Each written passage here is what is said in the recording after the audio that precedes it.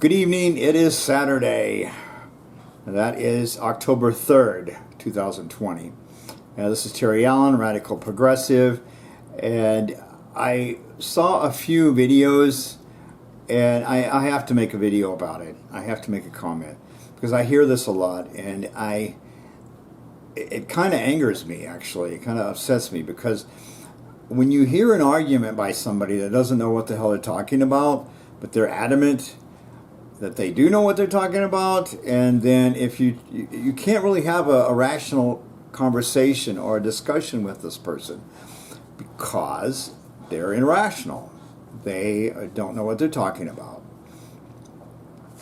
Now, Liz Wheeler, a conservative talk show host, I don't remember the name of her show, but you can Google it or go on YouTube and find it, I'm sure. She does an hour-long show, apparently every day.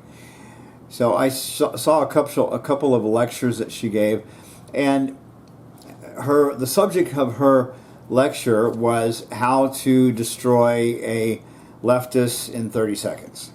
And so what we have to look at first is, what do we call a leftist? What do we call a right-winger? What do we call a conservative, a liberal, a socialist, a libertarian? We have lots of labels, lots and lots of labels, and a lot of these labels are meaningless because, like, for instance, socialism to one person is not socialism to another person.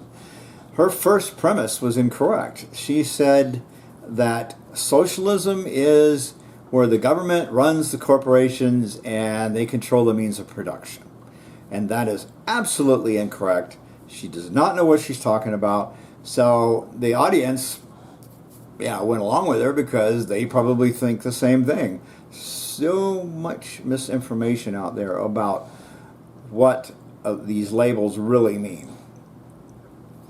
Now, I consider myself a progressive, and I was a Bernie Sanders supporter. Now, I do not agree with everything Bernie Sanders stands for. Just like I don't agree with everything AOC stands for, or a lot of the other, definitely conservatives and liberals and whatnot, left-wingers. The problem is, when you say a left-wing person or a liberal, that means a lot of different things. There's not just one lump of people that you can label left-wing, okay? And so she immediately says, this is what they say, this is what the left wing says, and that's BS. It's bullshit because she's incorrect in lumping everyone together. I have a lot of knowledge about history and about different cultures and about different philosophies, and I can tell you that there's a lot of different kinds of socialism, and I'm not for every kind of socialism, but one of the things that I can tell you is that democratic socialism, like what they have in Europe, is different than, say, the socialism that they had in China or Russia or lots of different countries, Venezuela, etc. And so even Cornel West will say that socialism means a lot of different things to a lot of people.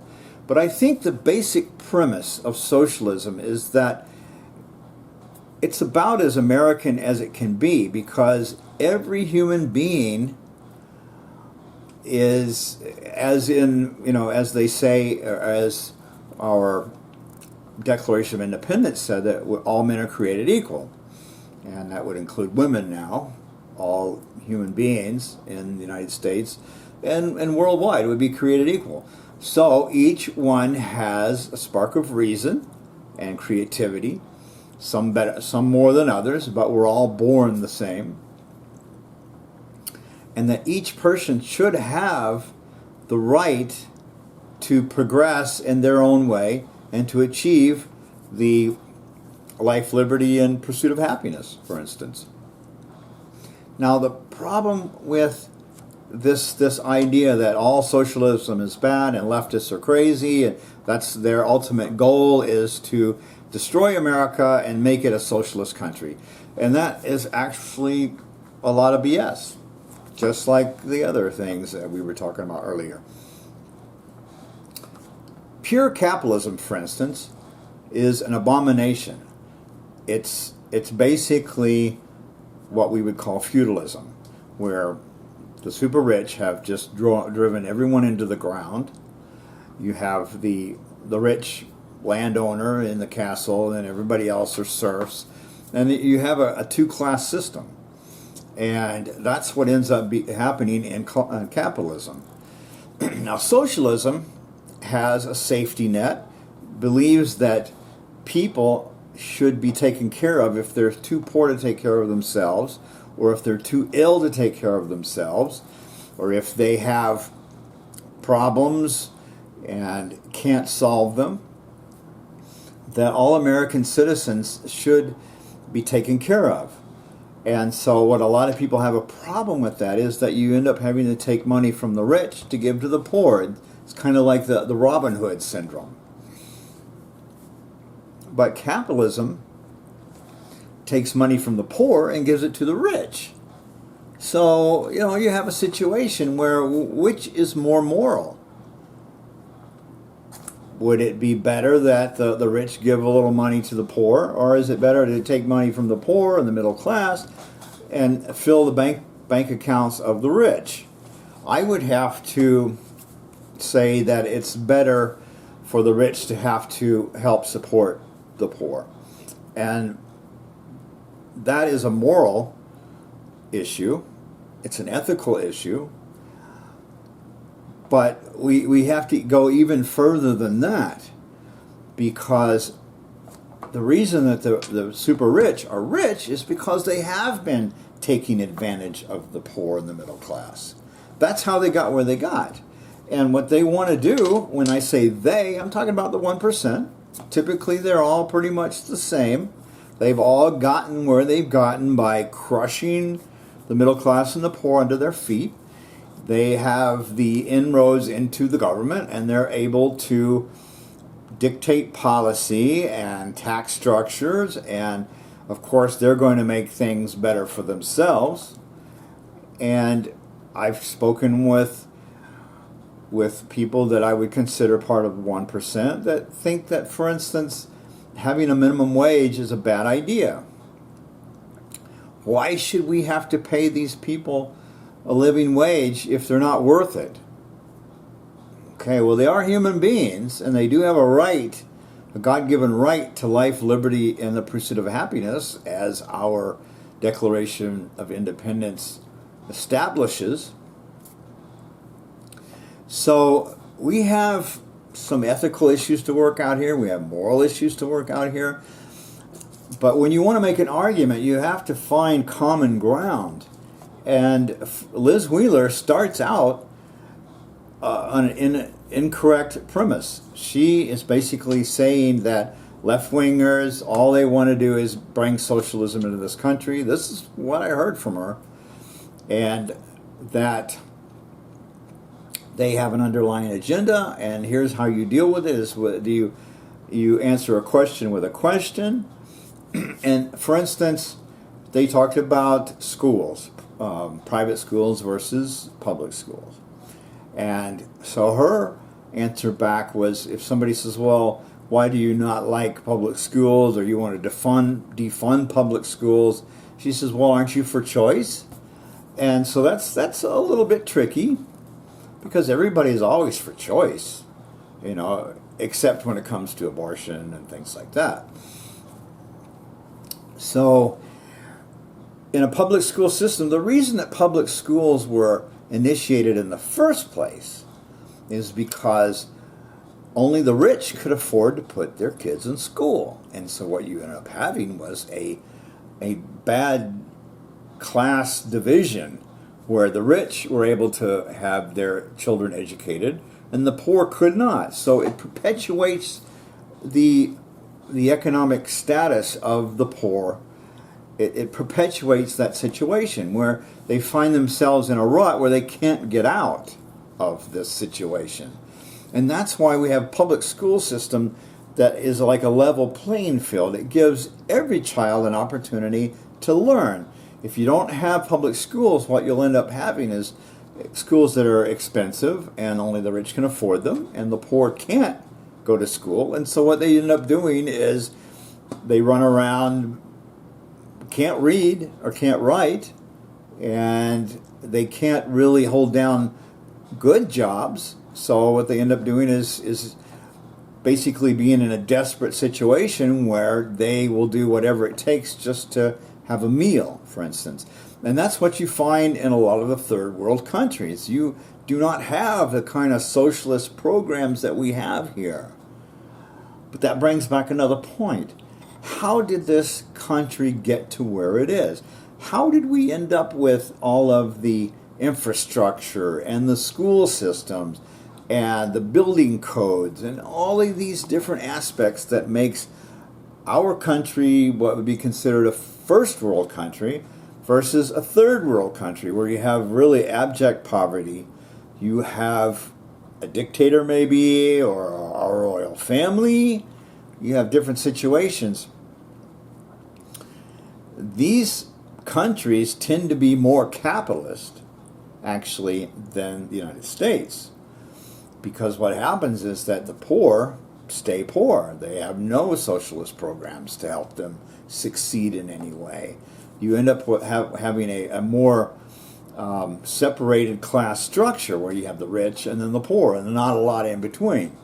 A lot of countries like that, particularly countries in Africa and Asia that were colonials. They were colonial countries. They were run by Europeans, and they were run a certain way to perpetuate the situation so that those countries could be controlled. It's much easier to control a population if they're not educated.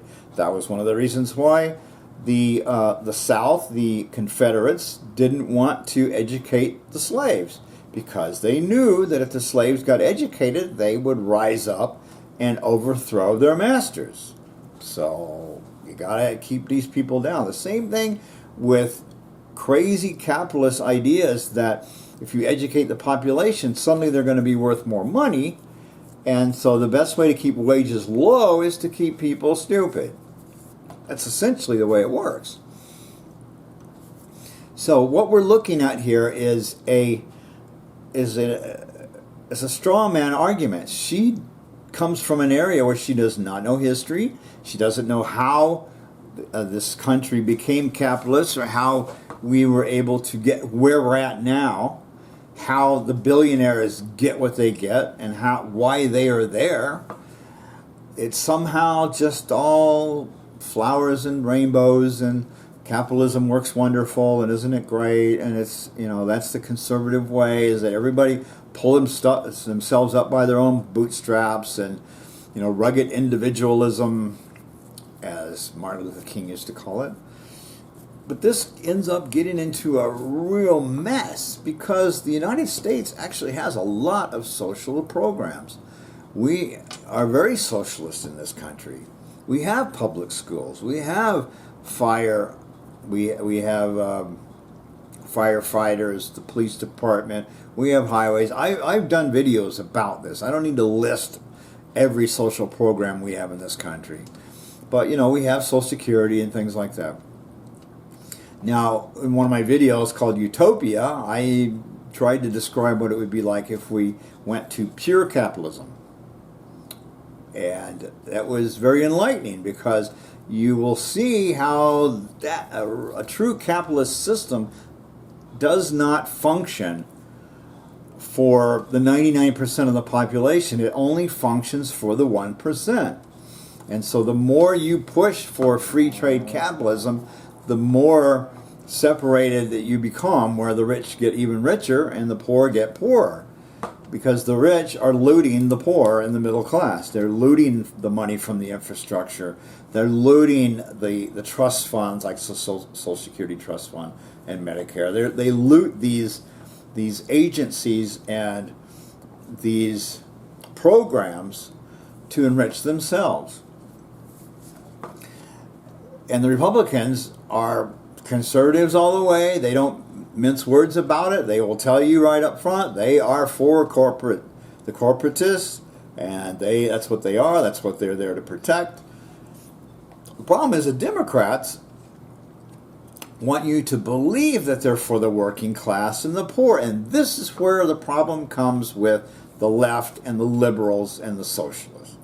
Because the Democratic Party, right now, the DNC, and the official Democratic Party is actually run by conservative corporatists. Because they are actually protecting the same group, the same 1% that the Republicans are protecting. And giving them all kinds of tax breaks and incentives and things like that.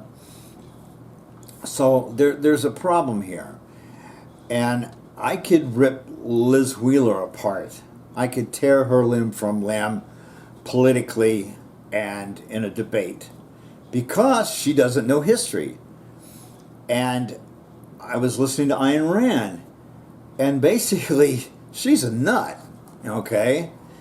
She does not know what the hell she's talking about at all. But you had people like Alan Greenspan that worshipped at the feet of Ayn Rand. And after 20 years of running the Fed, when the whole thing crashed in 2009, he even said, "We made some mistakes. We didn't expect this to happen."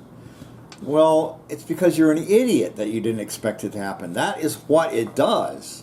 That is what capitalism does, is it makes the rich richer and the poor poorer. And you can talk to a conservative until you're blue in the face and they don't get it.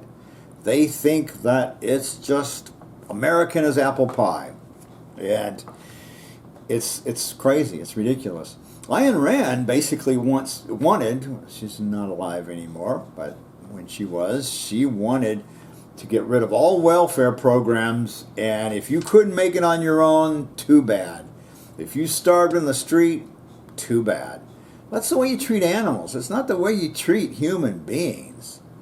So her notion that all human beings are created equal, or obviously is not what she thought. She did not like religion, and I'm an agnostic myself, and so people wonder why I'm so for the common people, and I have love in my heart for the poor and the middle class, and I want to take down the 1% and make them, help fund some of the people that they crushed on the way up. They need to help them on the way down. We need to look at these situations. How do we destroy a conservative or a right-winger? Because when you say conservative and right-winger, you are lumping a group of people into a pile, because there's not that many nuance between these different philosophies. Libertarians, the same thing. But when you're talking about socialism and left-wing and liberals, there's a big difference, because I would not call Nancy Pelosi and Chuck Schumer and Joe Biden and Kamala Harris, I would not consider them liberal. I would consider them neoliberal elite scumbags. That's what they are. They are for their donors in the 1%. That's who they cater to. That's who they love. That's who they will take care of. And so when you want to say left wing and socialism and this is what they're out to do, then immediately you're incorrect, because these people in the DNC are not liberals. They're not socialists. They never were. They never would be. So if you label these crazy people as socialists, yeah, okay, it doesn't look good. But you need to really find out what is democratic socialism. What works in Europe? What works in Scandinavia? What works in Denmark? What works that, like for instance, during this COVID crisis, you don't have the kind of situation in Europe like we've got here. It's because both parties are corrupt in this country, and both parties are looking out for the same group. They might say this and that and give you some platitudes and gaslighting, and they might even do some window dressing, and they might even slap some lipstick on a pig every once in a while. but they are not liberals in my view, and they are definitely not progressives. And so mislabeling different ideologies is a bad thing. It creates confusion, it creates misinformation, it creates a big problem. So when Liz Wheeler was asking questions to the group and then giving them answers to say, the school was a good example. She doesn't know what she's talking about. Now the other thing was Israel and Palestine. And she was saying, well,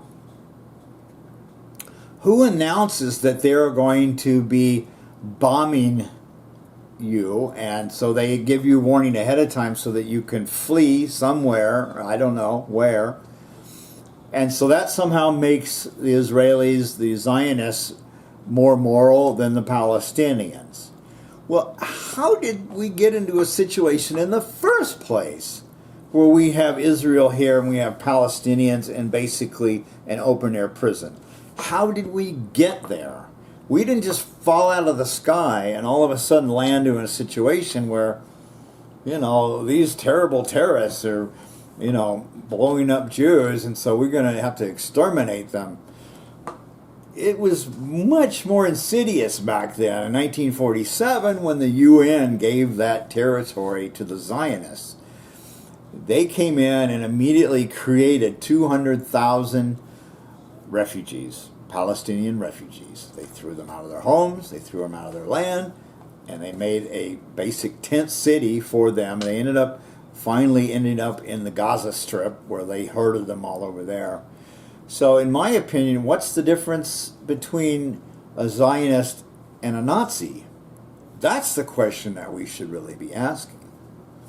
Because the Israelis, the Zionists, are committing genocide. Just because you make an announcement before you blow the shit out of somebody that you're coming and your jets are going to be there in a couple minutes and you better run and hide or get in a bunker, that doesn't make you any more moral. What that is window dressing for the media, and it does exactly what it does.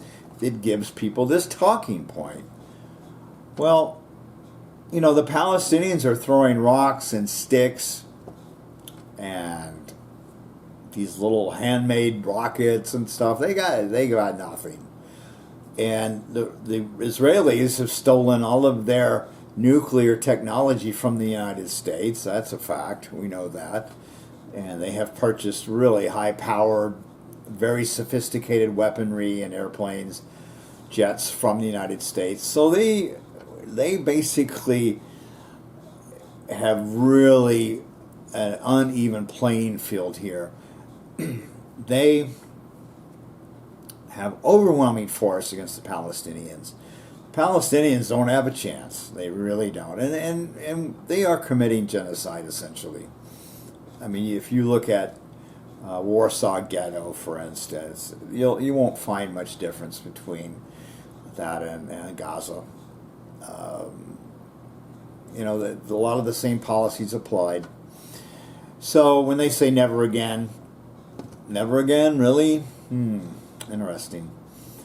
So there's a lot of other points that she made which were all unfounded and all incorrect, but she was speaking to a conservative women's group, and so she's not going to get any pushback from anyone.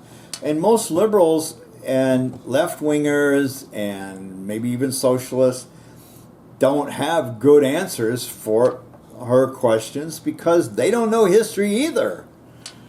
They might think, well, socialism is better because it takes care of the poor. And in a sense, they're right. Yeah, it's a more moral way of looking at things.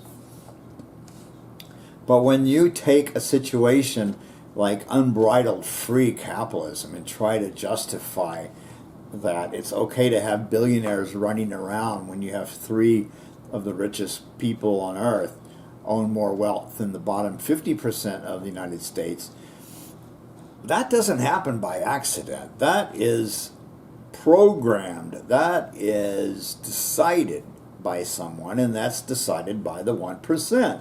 That's the system that they want. That's the system they have created. if they didn't have all of the social programs and the infrastructure, they couldn't take advantage of all these people the way they are. We would be in a third world country. That's what it would look like. And their profits would be a lot less because would be in a society in Africa or places like that where the education is very low, very little infrastructure. They don't have a base to work from. So, Ayn Rand, Liz Wheeler, I can name a lot of these, let's say it, conservatives, wackos, Ben Shapiro. I mean, let's go down the line. These people are idiots. They're uneducated. They think they're very smart, but they're not. But somehow they have taken over half of this country. And the thing is, you've got a lot of poor and middle class that actually consider themselves conservatives because they don't want the poor taking what little they have. It doesn't work that way. They're voting against their best interests. So, liberals, the best thing that you can do, left-wingers, socialists, and progressives, is get some history. Read about the unions. Read about the American Revolution and what we actually fought the British East India Company. What we fought with them over. The economics that we were faced with. The free trade economics that the British royal family and the British East India Company were trying to shove down the colonies' throats. Where we got the Second Amendment. Where we got the First Amendment. Why we have that. The American Revolution started, the very first thing that started in Boston was when the British tried to go out and confiscate all the weapons from the farmers. That set it off because the farmers heard about what was going on and they got together and said, nope, it's not going to happen. We're not getting occupied with these bastards. And they fought them, and we fought a guerrilla war against the British. And the British were fighting a gentleman's war where you stand out in the middle of a field with bright red and white uniforms on in straight lines saying, pick me off. Well, we learned from Indian warfare that you hide behind trees and you use camouflage and you use different tactics to take on the occupying force that they had heavier firepower, they had bigger cannons, but we took them down because we were very strategic and we used strategy that they didn't have. So, learn something. Read a book, a history book. Find, and don't read just a history book from high school, from your private school, or even your public school. If you want to find out what George Washington said, pick up a book that he actually wrote with his notes. Same thing with Ben Franklin. Same thing with Abraham Lincoln, McKinley, Teddy Roosevelt, Franklin Roosevelt. If you want to learn about what these people did, read from their own lips and their own writings. That's where you're going to learn. And if you want to learn about socialism, read Marx. You will find that it's a lot different than you were told, that you were taught. If you want a quick training course on Marxism, then you should listen to Richard Wolff, PhD in economics. He has a YouTube channel and a website, and if you want to learn something quick, I would highly recommend listening to him. There's a lot of other people you can listen to. But if you want to go after conservatives the way they want to take on the liberals and all this group of people, then you got to educate yourselves, because they don't have education on their side. They have rhetoric and they have media on their side, and and they have a lot of brainwashing over the years where the population's pretty ignorant about all this stuff. One of the examples that they gave was the Green New Deal. And I, as a progressive, actually do not agree with a lot of the ideas in the Green New Deal. I have a problem with it. Excuse me, because technologically, the premise of the Green New Deal is that we run the economy with wind and solar, and that is technically impossible. Cannot be done. You're going to have to go with nuclear power, and you can't do nuclear power with the regulations that we have today, because the environmentalist movement intentionally destroyed the nuclear power industry in this country by over-regulating it. There are new technologies now that are very clean, very safe, much better than burning coal and oil and natural gas. But because of the environmentalist movement, they've actually created more pollution than they were able to control. So that's a very interesting situation. The bottom line is that the world is not what you think. Probably everything that you've been told in your private school or your public school about history and economics is probably wrong. So being in private school is not going to help you any. I can tell you that, because I went to one all my life. The only way I learned anything was when I got out of school and I started picking up books on my own and reading things and learning. That's how you learn. So I'm going to sign off for now. Just pick up a book this evening, okay? Put down your clicker. Turn off Netflix. Unless you're watching the show about Epstein and Ghislaine Maxwell, then that's a good show to watch. There are a few good ones, but anyway, this is Terry Allen, Radical Progressive. It is October 3rd, 2020. I am signing off. Have a good night and take care, everyone, and good luck.